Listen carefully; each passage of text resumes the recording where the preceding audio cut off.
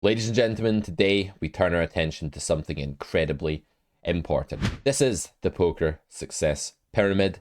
These are the three things that you have to do to truly build a strong, reliable poker game that's going to allow you to improve and achieve your poker goals. This is a game that is completely fraught with traps. There are a million ways that you can bash your head off of a wall and regress and make no progress at all. Today we're going to learn how to avoid these pitfalls through this structured map. At the bottom of the pyramid, we have a completely fundamental thing that hardly anyone has actually done by the time they hire me for coaching. I'm amazed by the lack of this, but it's understandable because no one really lays out how to do this and how vital it is to having a strong poker game. The red block in the middle that will be revealed towards the middle of the video is possibly where most of your EV comes from. It's the most important thing when it comes to actually building a win rate, moving up in stakes, achieving your poker goals. It truly is the source of EV, the difference between winning and losing. The yellow block at the top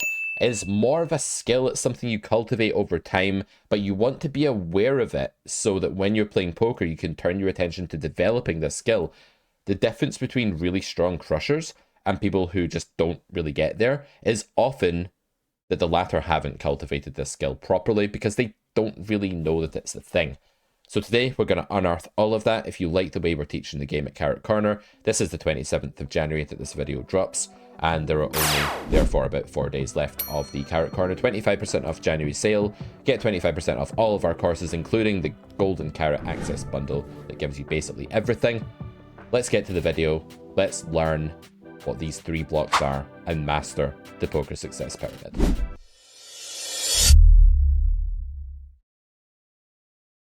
Alright guys, let's reveal the bottom block, the foundation of the Poker Success Pyramid.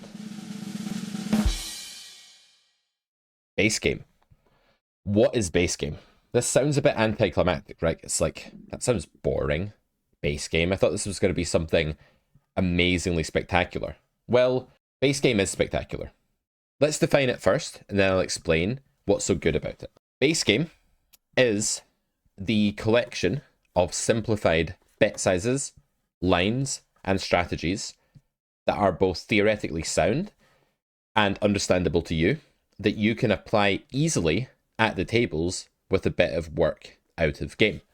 So an example of a base game strategy is something like this. The way I navigate through this hand is only possible because I have a base game that can support it. It's simple, it's sound, it's effective, and it's something I can access in game.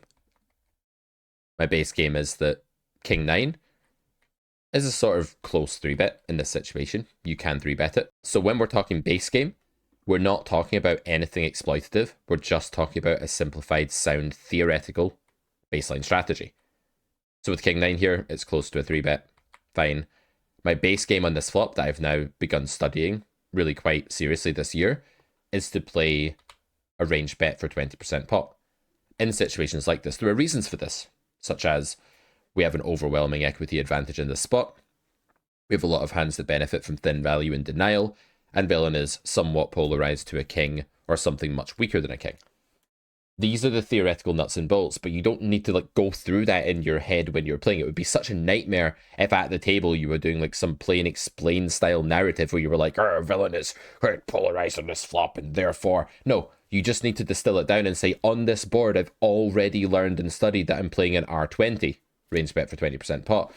If that's what you're doing, you just execute. You've got 4 tables and you're just like, boom, execute, R20, on to the next node. Now, you need to have studied a bit about facing raises. Where are your thresholds for facing raises? If you're going to play an R20 strategy, you're going to get raised more than if you're playing a B50 or something, right? Which is also not a bad option on this flop. There are lots of ways you can go on this flop, truth be told, as a base game strategy. So if this is what you're doing, this R20, you need to know, what's my threshold for continuing? Am I playing any 3-bets when I get raised here? When certain turn cards come, what's my base game going to be there? What are my sizing toolkits? Try and keep it to 1 sizing on flop. Try and keep it to 1 sizing on turn. And on river, probably about 2, but you can be a little bit more flexible and dynamic based on your hand strength on river. You're going to want multiple sizes there. But on the earlier streets, You do not need to overcomplicate, right? So on this turn, because it's double flush draw and because we're a little deeper here, my base game is probably to play something like a pot size bet or maybe even a slight overbet, something like that. And if that's what I'm doing, I'm going to be building it around a threshold that's quite good, like at least King Jack, possibly King Queen plus, something like that, and then bluffs.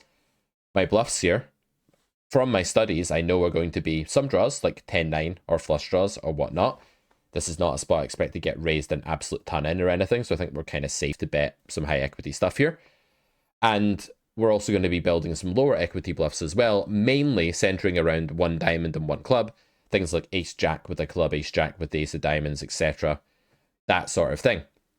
When it comes to having give ups here, that would be something like the ace four of hearts, perhaps. Although you'd be amazed like just how much you can kind of bluff in spots like this that are still quite good for your range. I won't get lost in the weeds here, but I will show you a GTO Wizard sim of this in just a second. The other thing you need to do here is look at your value thresholds, right? So because I'm thinking I'm going to use a really big bet, I'm going to be betting something like King Jack, King Queen plus, probably King Queen plus. I'm going to be checking King 9. So this is accessible to me in-game because of my out-of-game study. Let me be really clear here. So when I'm playing this hand, I'm like, I know this is a check. It's not that this hand can't half pot. This hand probably could half pot for value if you were playing that as a base game. I'm not here because I just know on double flush draw and the stack depth that I'm sizing up. And you have to study extensively to get to the point where you know exactly what you're doing and you've ingrained it. But it's well worth it, guys, because the effort you put in the short term, coming up with what the default size will be in certain spots and where the thresholds are for that size, is going to pay dividends majorly in the long term, because you're not going to be dead after like half an hour of playing poker. If you don't have a good base game, not only do you make a ton of mistakes and you're just sloppy and you're all over the place and you're unsettled, it's bad for your mental game, it's bad for your mental health in some ways because you're like, I don't know what I'm doing. The feeling of floundering is never good for a human's mental well-being. So not only do you feel like you're floundering less, but you also conserve energy because you're not racking your brain trying to come up with the right strategy in every spot because it's just there. You're just picking it off the shelf. It's like you're a librarian and you're just going into like your archive of lines and saying, oh, it's this spot, it's this line. But that requires a hell of a lot of setting up, but it is worth it. It's so worth it. If you're never studying, if you're just playing poker, firing up some tables and hoping to do well and explicitly thinking through every single thing at the tables, you're going to be a shell of a human being after like 45 minutes. If you're playing 3-hour sessions like that, you're a button clicking, low performing, D-game playing, struggling player. Almost certainly. Is that you? Let us know in the comments. It's okay. We can work on it, but you need a base game, right? One of the things I do with students is I say, these are the spots we're going to be studying. This is the stuff we're going to work on this week. We build the base game block by block. And sometimes I just focus on that first before I even dig into like loads of exploits and stuff like that. So anyway, river, my base game is B75 here. That's because villain has, in theory, remember base game's theoretical, villain has some slow plays here. They have some flushes. They're allowed to check out a position and go for check raises with some of their good hands. I know, guys, we can talk about the exploits of this if we want, but that's not really why we're here at the moment. You could make an argument like our hand is upgraded in practice. It's better than this against humans. Let's go bigger. You could do that. I don't hate that thought process, but the base game is B75. I think top pair is a clear value bet. The threshold here is below this. It's probably like jacks or tens or something for going for this sizing, I would think. And so we go for this. Let's look at the sim in a second. Villain actually folds here, so not a very interesting hand outcome-wise, but let's have a quick look at the sim. So I build my base game with solvers basically by studying a spot, making some predictions first and foremost about what I think is going to be the case in that spot, then looking at the spot, simplifying the strategy, node locking it, you know, AIing the tree so that we're only doing like one sizing on flop and turn, and just making sure that it's nice and easy for me to apply. So if we go back to the flop here and we look at button strategy, you can see I've just node locked this to be range. We go ahead and bet, cutoff's going to call, turn is the 7 of clubs, they check, and then this is our turn strategy. Let me just hide this for you. So this is actually a B75. We're going a bit bigger here, right? So you can see the threshold here for value when we're B75ing is actually King Queen, right? We're always betting King Queen, we're never betting King Jack. This is a huge difference. One, King Queen unblocks Jacks, right? Which exists at this node more than Queens exists on this node due to preflop, Queens being a pure 4-bet and Jacks not being, probably. The other thing that's going on here is that when you have king queen, your opponent can have king jack, so that's an extra value hand for you to get value from, and when it's the other way around, it's you that's getting destroyed there. So even though this presides over a small part of range, the difference between the queen kicker and the jack kicker, it's a massive swing to basically winning the whole pot from losing the whole pot, minus the times you get sucked out on the river every time you're on the wrong side of it. So being on the right side of it is really, really important, and that's where the value threshold comes from. When it comes to bluffing, your studies here should basically yield some ideas that when you have the suit here of the flush draw, you do way more betting than when you don't, but you can still do some betting here with just an overcard with a pair draw. You can see here that like when you're betting the suited aces, there are standards, you're just betting the flush draws. So again, there's some standards, we've talked about this before in videos. There are standards to bluffing, but not absolute ones. They're not as strict as you might think. You're looking to have some form of like 2 overcards to 10s, basically. If you've got an undercard, you need to have the flush draw. That's sort of how it goes, and you can turn some of this, 8-7 type stuff with a draw into a bluff as well. Yeah, basically some weird anomalies going on here, like when you have the bad flush draw, it prefers checking. But you could spend ages studying the sim, but overall, it's okay if you miss those details at first, right? Like if you miss the fact that like certain draws that unblock the bigger draws that raise them and stuff have to check and all of this sort of thing, like it's okay to get that a bit wrong. What wouldn't be okay here is if you're blasting 10s or blasting king 10 or checking aces or checking top set or something. That's probably not okay on this texture, and it's costing you a lot of EV. It's not a huge deal if you're like a bit inaccurate about the bluffs that are reasonable. If you're blasting like ace 5 of spades, that's probably a bit of a bigger deal. Certain things here that are really fundamental and certain things that aren't. Anyway, on the river, villain checks here, and we are, let's go to button, sorry, we're basically going for the smaller bet. Because villain is technically uncapped here, we're not playing any big bets. They're a bit more polar on the flush card. Just a heuristic you're going to learn. It's so interesting. My hand doesn't value bet. Oh no, that's the wrong. That's the right branch. Our hand doesn't value bet on this branch. It's super interesting. So look, I've just learned something about base game here. My threshold is now king jack for value on the flush card, so I'm not reacting enough to that flush card there. In theory terms, we should be checking. I didn't think that was the case. I thought this would be a theoretical bet. Now, don't get me wrong. I think this hand is still a bet, right? I think it's definitely still a bet. I don't think we should copy what the solver's doing here and check this hand on the river. Not at all. I think it's a blunder to check the river here. So why is it a blunder to do something that the solver says that we should do? The answer is the second layer of the poker success pyramid. Let's take a look. The answer is exploit game. Exploit game is like a modified layer on top of base game, right? So all the base game stuff doesn't go out the window. The sizing scheme, the rough thresholds, the idea of how things ought to look at equilibrium, that's there, it's accessible. The exploit game is a tweak. It's like, okay, I've got my song that I've produced, and now I'm just turning up the bass here, turning down the treble here. Or maybe I'm just like taking out a full verse and it changes the song dramatically. Maybe I'm speeding it up, which changes the song dramatically. Maybe I'm making a minor change. Maybe I'm making a major change, right? By making some sort of adaptation to the base game. I'm not incorporating a completely different thing altogether. Okay, so in that last hand, we bet the river because clearly human beings, this is 200 Russian cash on GG, not the strongest pool in the world, so unless I'm against a known beast of a player, there are some of them, I'm going to be treating the opponent as exhibiting the main leaks that the pool exhibits, right?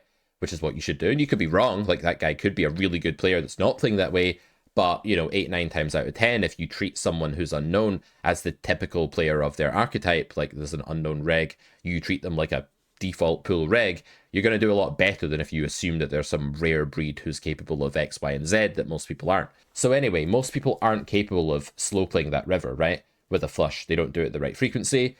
They don't raise you enough as a bluff when you bet. They pay off probably too much with underpairs, that kind of thing. Maybe not the underpair thing, by the way. I'm not sure about that. I need to have a look at that one and see if it's right on that texture. But I think here, the main point is that the exploit game tells us we can go for value thinner on a bet check bet node than the base game tells us. And that's true universally in pretty much every spot at lower stakes because people are not putting enough check raise in to their game. They're just basically leading for value when they get there on the turn and you check back. They're antsy, they're itching to get paid. They want to bet, they don't want to let you check back. That's a default human response. And that's why I think any top pair really becomes a value bet on that river against the human. I really strongly do. I think it's a clear value bet, and I think it's a blunder to check. And that's why. So I have lots of exploit game rules, such as, you know, in the same way that we lay out the base game, in the exploit game, we might say, here we're going to use a small bet because pool overfolds the most to it. Here we're going to always bluff because even though in theory it's optional, it's a very overfolded spot. Or this is a cold spot that we never bluff in because the fold equity just isn't enough against a reg in this situation or whatever. So sometimes exploit game yields the same answer as base game because there's nothing there. It's like a translucent layer and you just revert to base game. And if you're ever unsure at all, revert to base game. That's what it's there for. It's there to keep you safe. It's there to keep your head screwed on. It's there to make you feel like you know what you're doing. The feeling of in-game competence is so important to your confidence as a poker player and your performance at the tables that if you allow yourself to start getting lost in doubt and the misery of your own uncertainty, things are going to go badly. So exploit game, don't make them up when you don't have them. Don't flounder around and pick them out of thin air. Exploit game is also pre-planned. Make a list of the exploits you're going to be using and refer to it. Pick it off the shelf like it's archived. Don't just make it up on the fly. We'll get to doing stuff on the fly in just a second when we reach this yellow block. But yeah, seriously, the first 2 layers of your poker game should be thought out, planned, accessible, ingrained, and automatic, such that you trust them and you're not floundering at all. This is a hand that illustrates exploit game even more clearly, I think, than the last one. This is a really simple spot. There's not a lot to it. We have the sort of hand here that we should usually fold under the gun, but we can open it, and this is more table dependent than anything else, right? So my exploit game rule here for preflop is if I have tight players in these 3 positions and 1 loose player in the blinds that's like bad at cards, it's really not able to play cards, it doesn't even know like what cards are, it's just clicking buttons, I will open. And if I don't have those circumstances, I will fold. There are certain hands that are default opens under the gun that I will fold if I have like a couple of tough regs behind me, because I just don't want to be playing this hand. It's gonna be a waste of time. I just want to move on to the next spot. I'm not here to like scrap and battle break even hands out of position in a 3-bet pot. So if I have ace 10 off here on a tough table, I'll just fold it. And if I have 3s on a good table, I'll open it, right? So don't worry about what the chart says. Make your own charts. Make your own exploit base game based on situations and your understanding of how EV really works.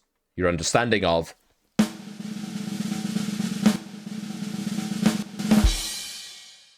true EV. So button 3 bets, and we decide to call. This is whatever, by the way. You can fold here too. Probably it's really close.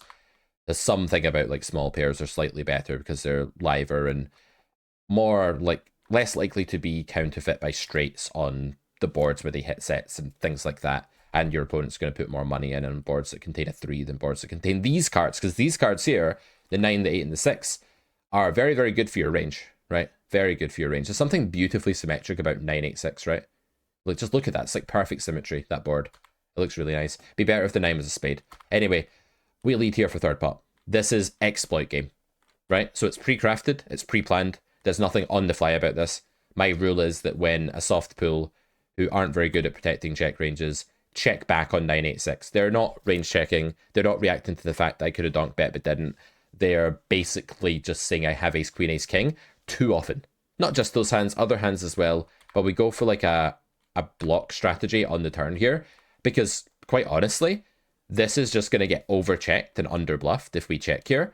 And villain is really capped. And the equity that a solver thinks we have here, just like in the last hand, is not the true equity we have in reality against this range. We have more reality equity here, more real equity here than you would think. So we just turn our hand into like a pure block. I'm always blocking my hand here against this pool because I believe it's easily the best play.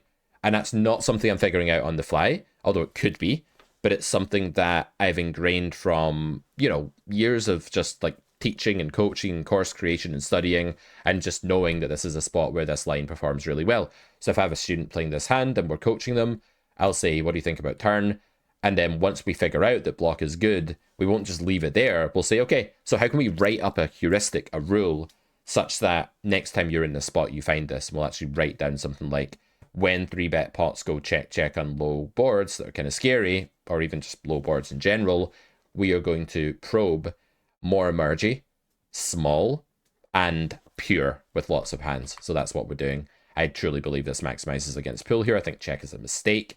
I would go that far. But in Equilibrium, you can check here, which is why if you're always just copying base game, that's fine. That's a start, but it's not as good as having a strong exploit game to boot. Let's look at the final aspect of the Poker Success Pyramid now. This one is more of a skill than rote memorization. The top layer of the Poker Success Pyramid is judgment.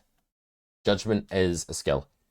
It's something you get better at, and it's basically something you hone via experience, but not just experience, but talking about the game with peers. The reason that judgment is such a socially honed skill is that when humans talk to each other in a social setting, it's less formulaic, it's less of a sort of memorizing facts or tables or charts, and it's much more free-flowing. So that actually builds the skill of feel, knowing where you are, navigating your landscape, and judging what you think is best. So to just explain how this fits into the current framework, the base game is the theory, nuts and bolts, the lines, the sizes, everything you want to be doing in every common spot, mapped out and simplified such that you can apply it in game. The exploit game is the tweaking of that, the dialing up or down, understanding rules that you're again pre-planning and pulling out of the archive of rules to exploit and increase EV further. And then judgment is like saying, but this is different. This is an exception. But here, this is an extreme spot. This is a splashed pot. What's it called when the splash pot? Yeah, when the rake is like, there's 10 big blinds in there and you have ace-8 off in the small blind and the button limps and you jam for 100 bigs and the button was trap limping ace-king and calls you. This happened to me yesterday. You know, that sort of thing. And you lose both runouts. You don't even hit an 8. Still better and jaded about it. But yeah, that sort of thing. Like weird spots that are a bit strange, multi-way pots, unfamiliar landscapes, weird sizes, playing against bad players that are doing bizarre stuff, playing against extreme players, using reads.